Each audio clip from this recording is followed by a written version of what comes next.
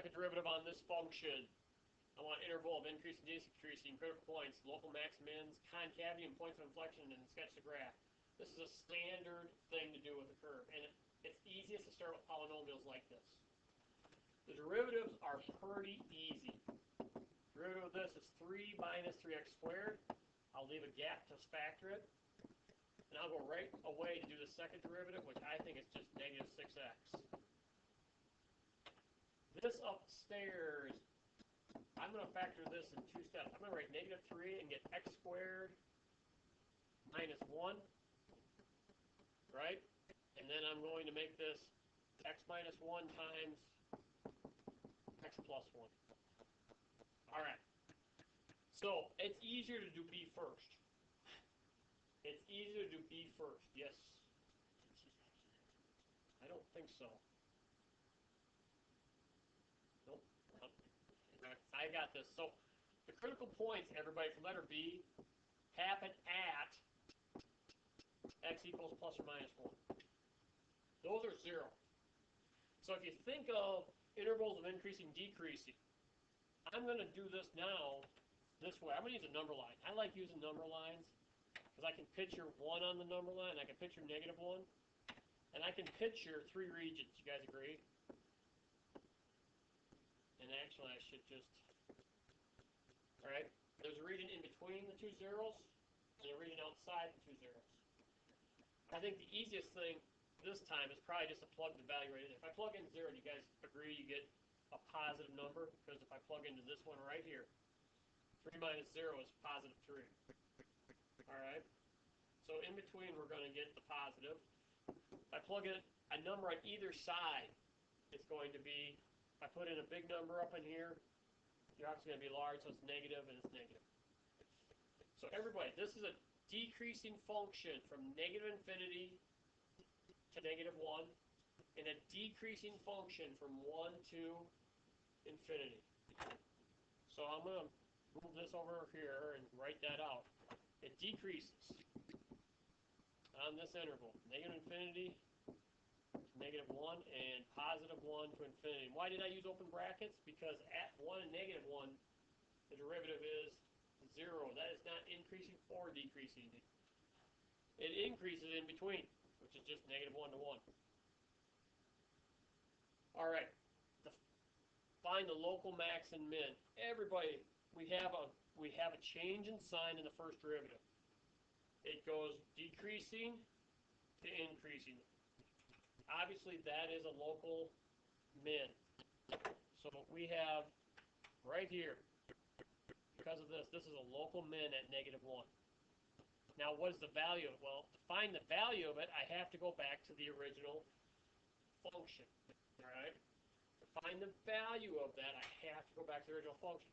So if I go to the function, I put f of negative 1 in, and I go way back up here, right, to that function. I get 2 minus 3 is negative 1, minus 1, I get 0.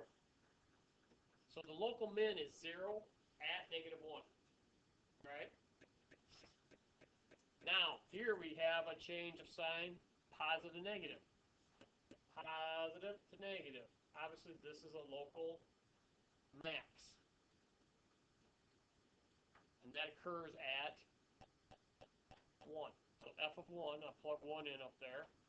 Again, back into my function up here. 2 plus 3 is 5, minus 1 is positive 4. All right? So now I know the increasing, decreasing intervals. I know the max and min are local.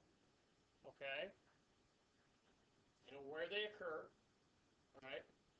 The last thing I can do here is do a concavity graph. All right? And you can do this as a table method. I'm just doing it as a number line method because this is a simpler function. F prime prime, where is this 0?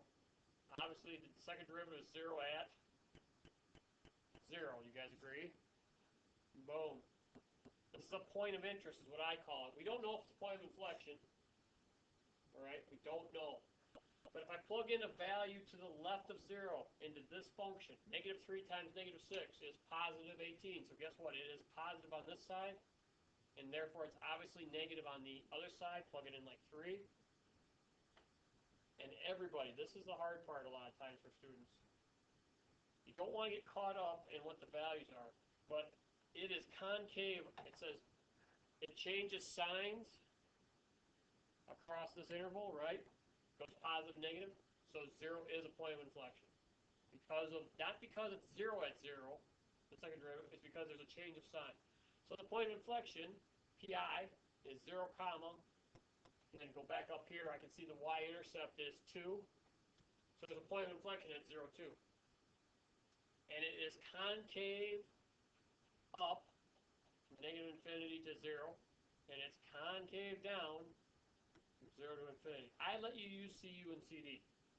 Again, all depends on your professors. All right? All right, I think at this point we've answered everything. So we got to make a sketch of the graph. All right, we have everything we need. So this is like baking cookies. You got out the flour, you got out the milk, you got out the eggs. All right, you got out the goat's milk. We're all ready to go. All right.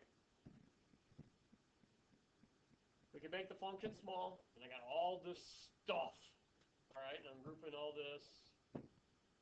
All right, we're going to get this small so I have a space here to work in.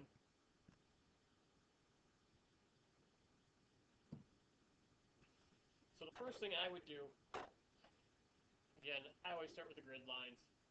Y, X. And because I know my mins and max, I probably plot those. F of 1 is 4. Boom. F of negative 1 is 0. Max and min. I know there's a point of inflection at the y-intercept, 0, 2. All right, so I just plotted this point, and this point. Everybody agree? And if it helps you, you can put labels next to them if you like. PI, max, min. That helps, all right? I don't typically, I can look back over and see them. I think it makes my graph more confusing. All right. I think to myself, it is decreasing here. So it's coming, and I just think to myself, I even draw a line. I don't care what it looks like. I'm going to erase that purple line, okay? And it's decreasing here. And what's it doing in between, right? And then it's increasing between. And because we know it's a cubic, we have a lot of experience with cubics, we probably can see this right now, right? At the same time, I think to myself, hey, this is a concave up curve. The curve, the tangent line, the curve is above the tangent line. And here it is, concave down. I can see the curve. I literally just sketch this lightly in pencil, usually on my paper. And now I kind of play dot to dot. Concave up, concave down. Everybody, one thing that gets students often is they look at this and say, Anderson's increasing. The arrow goes up. But remember, we read graphs left to right. This function is obviously decreasing when you look at the tangent line. Let's not get thrown by that. That's just one of those things that happen to students, though. And this is the picture of this graph showing the local max and min. All right? Did I make a mistake? Okay. What is the max? What is the local max? What is the local max? 4. Where is it happening? At 1. What is the local min? 0. And it is happening at negative 1. Again, that's a very common point of confusion.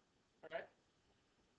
And this is graphing functions. And what we're really going to do is use these so we can do really complicated functions. This is easy, right? Pretty easy. We want to use this for rationals.